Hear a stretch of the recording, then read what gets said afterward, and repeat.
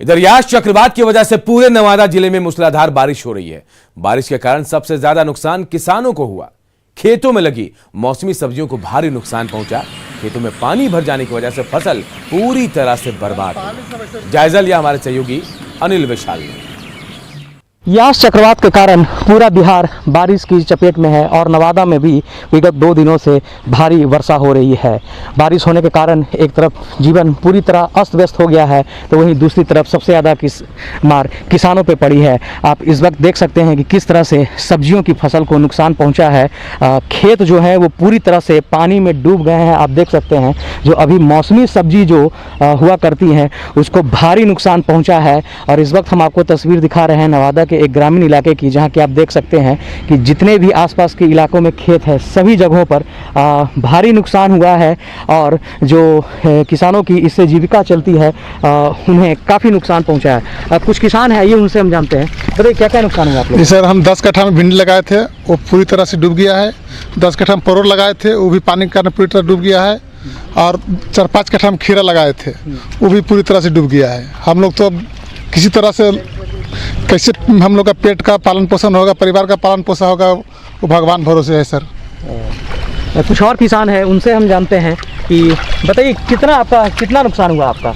नुकसान 15-20 कट्ठा के लिए नुकसान भिंडी हो चुका है, पानी से डूबा हुआ है, पूंजी लगा हुआ है इसमें सर। बगल में खीरा भी 10 कट्ठा है, वो भी नुकसान हो चुका है, पानी चढ़ा हुआ है। कितना पैसा का आपको क्षति हुआ? क्षति रखी कम से कम तो 30,000-40,000 का निमेंट। ये स्थिति सभी जगहों पे है यहाँ? हाँ। तो जैसा कि आपने सुना कि किसानों को काफ़ी नुकसान हुआ है और इसी कमाई से वो साल भर का अपना खर्चा निकाला करते थे। मगर यास चक्रवात के कारण जो स्थिति अभी मौजूदा दिनों में बनी है उससे इन्हें काफ़ी नुकसान हुआ है। तो ये कहीं न कहीं सरकार से मुआवजे की भी मांग कर रहे हैं। अनिल विशाल, न्यूज़ 18 नवादा। चक्रवाती तूफान यास का खेती पर विपरीत असर पड़ेगा। समस्तीपुर के डॉक्टर राजेंद्र प्रसाद केंद्रीय कृषि विश्वविद्यालय पूसा के वैज्ञानिकों का कहना है कि अभी धान की फसल के लिए बिचड़ा गिराने का वक्त है, लेकिन यास तूफान के चलते इसमें करीब 1 हफ्ते की देरी हो जाएगी। वहीं तिल और मूंग की फसल को भी नुकसान होगा। कृषि वैज्ञानिकों से बातचीत की हमारे सहयोगी मुकेश कुमार ने। यास चक्रवाती तूफान के कारण पिछले कई दिनों से लगातार बारिश हो रही है। इससे किसानों को कितना फ़ायदा होगा, धान की फसल को कितना फ़ायदा होगा और अन्य फसलों को क्या फ़ायदा और नुकसान होगा, ये जानने के लिए हमारे साथ डॉक्टर राजेंद्र प्रसाद केंद्रीय कृषि विश्वविद्यालय के वरीय वैज्ञानिक दिव्यांशु जी हैं। हम उनसे जानना चाहेंगे कि क्या कुछ फ़ायदा इनसे होगा, खासकर धान की फसल जो अभी है उससे किसानों को क्या? अब बिचड़ा गिरना शुरू हो जाना चाहिए, तो नीची भूमि में तो बिचड़ा नहीं गिरा पाएंगे, लेकिन जो ऊपरी ज़मीन है उसमें 3-4 दिनों के बाद वो बिचड़ा गिरा लेंगे। और उनको एक सिंचाई उनका उसमें बच गया, 5 दिन का विलम्ब हुआ और एक सिंचाई की बचत हुई है।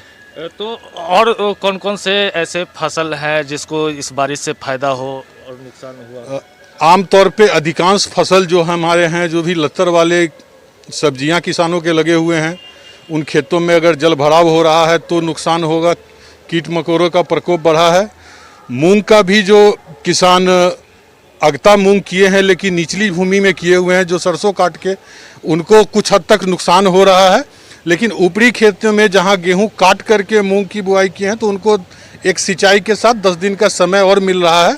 अगर मानसून थोड़ा विलम्ब होता है तो उनको मूंग में फ़ायदा होगा, अन्यथा मूंग की फसल, मूंग और तिल की फसल में उनको नुकसान होने जा रहा है। जहाँ तक लीची में कहिए, नियमित बारिश से उसके एरोमा में कमी आने की संभावना है और आम में भी बीमारियों का प्रभाव काफ़ी बढ़ा है, क्योंकि जो कीटनाशी का प्रयोग किसान करते हैं, नियमित बारिश के कारण वो बार बार कीटनाशी का प्रयोग कर नहीं पा रहे हैं, तो इससे आमतौर पे नुकसान है। लेकिन किसान को जो मूल फ़ायदा है वो जो इस समय सिंचाई हल्की करनी पड़ती थी धान की बुआई में, बस वो एक फ़ायदा नज़र आता है। डॉक्टर राजेंद्र प्रसाद केंद्रीय कृषि विश्वविद्यालय के वरीय वैज्ञानिक दिव्यांशु जी, जिनके द्वारा धान की फसल के संदर्भ में जो बताया गया, बारिश की वजह से लगभग 1 सप्ताह विलम्ब जरूर होगा, लेकिन आने वाले दिनों में उन्हें फ़ायदा होगा। और अन्य फसलों में भी कुछ फ़ायदे हुए हैं तो कुछ इस बारिश से नुकसान हुए हैं। Mukesh Kumar, news 18 network, Samastipur. राजधानी पटना में हुई बारिश ने जहां नगर निगम के दावों की पोल खोलकर रख दी, तो वहीं पुलिस जवानों की बदहाली को भी उजागर कर दिया। पटना के सचिवालय थाना में काम करने वाले पुलिसकर्मियों के रहने और खाने की व्यवस्था बारिश के बाद ऐसी हो गई जिसे जानकर आप भी तरस जाएंगे। देखिए, ये घर है, इनके घरों में पानी घुस गया। खाना बनाने के लिए उन्हें पानी के निकलने का इंतजार करना पड़ता है। जमीन पर ईंट रखकर यहां सिपाही खाना बनाते हैं। आने जाने में परेशानी के साथ साथ इन्हें सोने में भी बड़ी मुश्किल आती है। यहां एक भी चौकी ऐसी नहीं जिसके पांव हो, सभी चौकियां ईंट के सहारे ही टिकी हैं। महिला कांस्टेबल की भी हालत ऐसी ही बदतर है। जो मकान इन्हें दिया गया है वो 20 बाई 12 का है, जहां 3 लोगों के सोने की भी जगह नहीं है। बल्ब तक नहीं है, जिससे इन्हें उजाला नसीब नहीं हो रहा। मकान भी ऐसा जो कब जमींदोज हो जाए पता ही नहीं। इस बारिश ने जहां आम लोगों की परेशानियां बढ़ा दी हैं, वैसे में एक ऐसी तस्वीर दिखाएंगे आपको जो चौंकाने वाली है।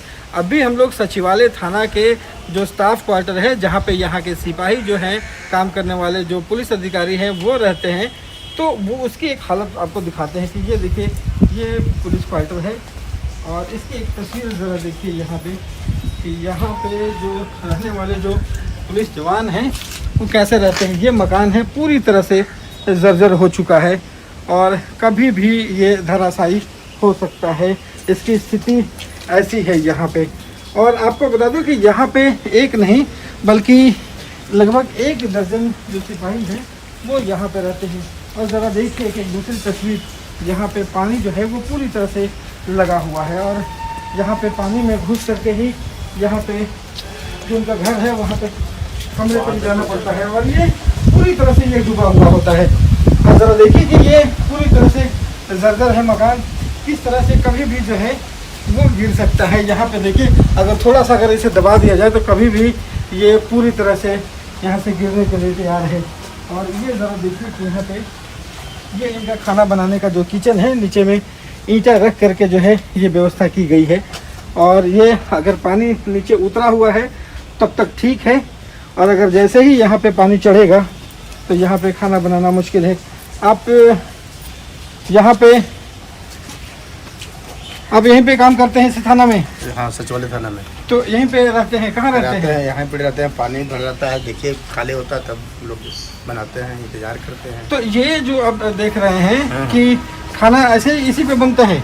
हाँ, इसी पर बनाते हैं हम लोग। सचिवालय थाना में काम करने वाले जो सिपाही हैं उसकी एक दूसरी तस्वीर दिखाते हैं। ये देखिए, ये इनका घर है और किस तरह ज़िंदगी बसर करते हैं। और ये महिला पुलिसकर्मी है, लगता है कि अभी ड्यूटी से ही आई है। अभी ड्यूटी से आ रही है क्या? तो यहाँ पे अभी तो पानी निकल गया, लगता है कि दिन भर पानी था। हाँ, दिन में पानी था। जूता हाथ में लेके पार किए हैं गेट पर, थाना के गेट पर, तो वहाँ जाके जूता पहने। तो हाथ में जूता ले करके पार करना पड़ रहा है। तो क्या करिएगा, यहाँ तक पानी भरा हुआ था। तो पूरी बरसात ऐसे ही चलती है?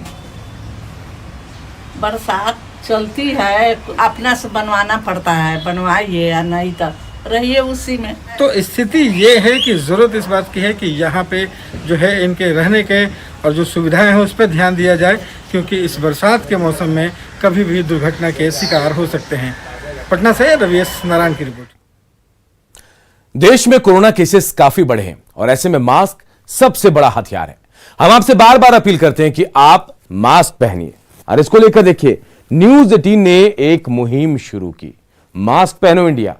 आप खुद से प्रण लीजिए कि जब तक ये महामारी है आप मास्क नहीं उतारेंगे। मास्क ठीक से पहनिए, मास्क है मजाक नहीं। एक छोटे से ब्रेक के लिए रुकते हैं, जल्द लौटेंगे।